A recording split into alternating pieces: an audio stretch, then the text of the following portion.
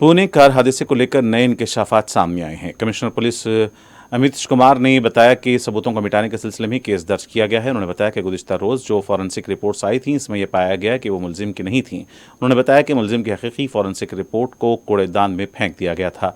इस सिलसिले में फॉरेंसिक मेडिसिन के HOD अजय तिवारी को गिरफ्तार किया गया और उन्हें अदालत में पेश किया जाएगा और पुलिस तहवील में देने की दरख्वास्त की जाएगी।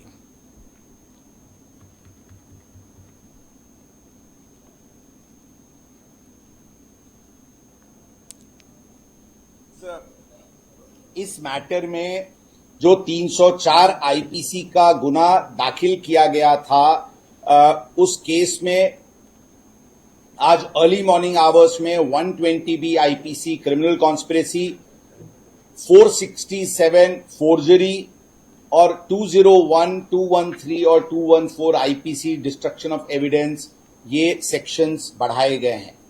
इसमें कल इवनिंग आवर्स में हमारे पास फोरेंसिक रिपोर्ट्स प्राप्त हुई है और फोरेंसिक रिपोर्ट से ये पता चला है कि जो ससून हॉस्पिटल में सैंपल कलेक्ट किया गया था, जिसको वहां के डॉक्टर ने सील करके ये जुवेनाइल एक्यूज्ड का नाम लिख करके वो जो फोरेंसिक को भेजा था, वो सैंपल उस जुवेनाइल एक्यूज्ड का नहीं था।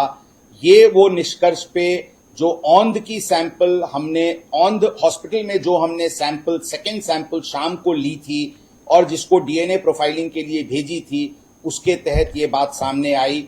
औंध का सैंपल ये जुवेनाइल एक्यूज्ड का है और वो सैंपल उस जुवेनाइल एक्यूज्ड के फादर के DNA से भी मैच होता है।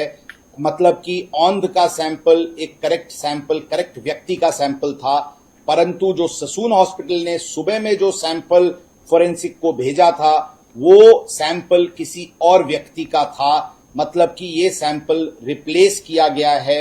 ऐसी बात कल फोरेंसिक रिपोर्ट प्राप्त होने के बाद समझ में आई।